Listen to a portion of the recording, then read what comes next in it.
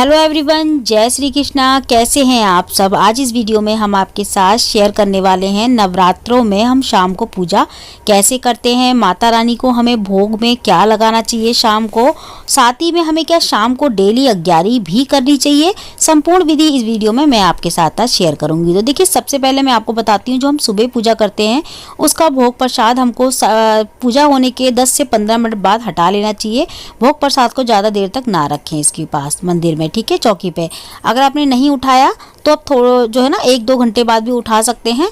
तो मैंने यहाँ पे ना प्रसाद थोड़ी देर बाद उठा लिया था और बच्चों को जो है ना बांट दिया था, और बतासे वगैरह मैंने छोड़ दिए थे क्योंकि कुछ ना कुछ थोड़ा बहुत रखा रहना चाहिए माता रानी के आगे, और एक जल का लोटा भी हमेशा माता रानी के पास रखा रहना चाहिए। तो ये प्रसाद था, तो इसको भी मैंने फिर बाद में बांट दिया था। और जो भी एक्स्ट्रा फूल होते हैं ना, जो आपको लगे कि मुरझा रहे हैं तो उनको हटा दें। जो आपको लगे रहे अगर अभी फूल ठीक है तो आप अगले दिन सुबह इनको हटा सकते हैं। फूलों का जरूरी नहीं है कि आपको जो है ना रोज डेली चढ़ाएं। फूल आप पहले दिन और लास्ट के दिन चढ़ा सकते हैं। तो देखिए, कुछ फूल मुझे मुरझाए हुए ज़्यादा लग रहे थे, सुबह से शाम हो गई थी तो मैंने वो हटा दिए थे एक्स्ट्रा फूल। मोली वगैरह को आपको नहीं छेड़ना शाम को, तिलक आदि वगैरह भी नहीं करना आपको शाम को। यहाँ पे देखिए, जो हमने जल रखा था सुबह उसको हम हटा लेंगे वहाँ से, और इस जल को या तो हम चांद को रख दे देंगे या फिर सुबह पौधों में डाल देंगे। यहाँ पे हमने दूसरा नया जल रख दिया है, उसको हटा के। और इसके बाद देखिए, हम जो है ना जो भी हमने प्रसाद वगैरह फल वगैरह जो बचे थे वो भी हमने हटा लिए हैं। और देखिए, यहाँ पे अब हम जो है ना सबसे पहले जला लेंगे जोत। तो शाम के वक्त हमको तिलक आदि वगैरह करने की ज़रूरत नहीं होती। हमें जो है ना बस थोड़ा सा जो भोग प्रसाद जो रखा होता है वो हटा लेना है। उसके बाद एक जल का लोटा दोबारा से हमको चेंज करके रखना है और जोत जलानी है। जोत अगर आपने अखंड जलाई है तो आप उसको तो बिल्कुल नहीं छेड़ेंगे, आपको फिर भी एक जोत अलग से डेली जलानी है। अखंड जोत जलाई है फिर भी उसके अलावा एक जोत आपको जलानी है, क्योंकि उससे हम आरती करते हैं। अगर आपने अखंड जोत नहीं जलाई तो आप फिर दोनों टाइम सुबह शाम जो है ना जोत जलाएंगे तो उसी से आप आरती कर सकते हैं। तो यहाँ पे मैंने देखिए जोत जला दी है माता की।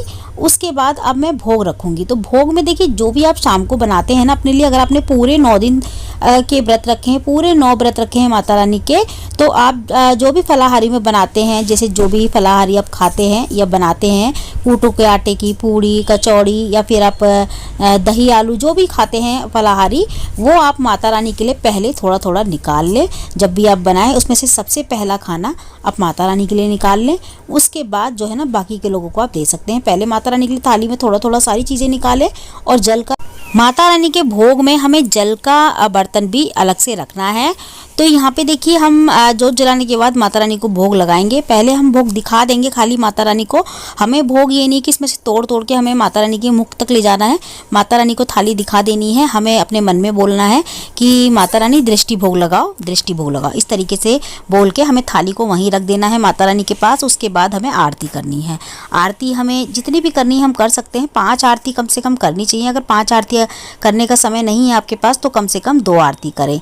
अगर 2 जने हैं तो एक जना घंटी बजाएगा, दूसरा आरती करेगा। अगर आप अकेले हैं, पूजा अकेले कर रहे हैं, तो आप सीधे हाथ से आरती करें और उल्टे हाथ से आप घंटी बजा सकते हैं। इस तरीके से कर सकते हैं। और इसके बाद आरती करने के बाद हम जो जल का लोटा हमने पास में रखा है उसको हम लेंगे, और आरती जो हमने की है ना उस दिए के चारों ओर हम 2 बार इस तरीके से जो है ना जल को वार देंगे और वहीं पे जल छोड़ देंगे ज़मीन पे ही चौकी पे, और इस तरीके से हाथ जोड़ लेंगे। तो देखिए, शाम की पूजा तो बस बहुत ही सिंपल सी होती है। इसमें हमें जो है ना भावपूर्वक स्नान या तिलक या मोली वगैरह चढ़ाने की ज़रूरत नहीं होती। बस जोत जला के आरती करनी होती है और माता रानी को जो भी भोग में हमने बनाया होता है वो भोग लगाना होता है। और देखिए, अग्यारी हमें सुबह ही करनी होती है। सुबह की अग्यारी बहुत ज़रूरी होती है। शाम को अग्यारी नहीं करनी चाहिए। शाम को हम सादा सिंपल इसी तरीके से माता रानी को भोग लगा देते हैं। अगर आप शाम को फिर भी अग्यारी करना चाहते हैं, जैसे कि बहुत सारे लोग होते हैं कि शाम को भी धूप दीप दिखाते हैं, धूप करते हैं, जैसे कि गूगल वगैरह पूरे घर में धुआं करते हैं, तो आप शाम को अगर अलग से करना चाहते हैं इस तरीके से तो कर सकते हैं। वरना जो माता रानी को जो भोग लगाया जाता है ना लौंग बतासे का, वो सुबह ही लगाया जाता है, शाम को नहीं लगाया जाता। तो सुबह के वक्त अग्यारी होती है। सिंपल भोग इस तरीके से आप माता रानी को लगा सकते हैं। अगर आपने पूरे 9 व्रत नहीं रखे और आप डेली फलाहारी नहीं बना रहे, तो आप जो भी माता रानी को भोग में लगाएंगे, जैसे कि आपके घर में बादाम रखे हैं, किशमिश रखी है, मिश्री रखी है, चीनी है, जो भी आपके घर में हो वो आप माता रानी को भोग शाम के वक्त लगा सकते हैं, सुबह के वक्त इस तरीके से भोग लगा सकते हैं।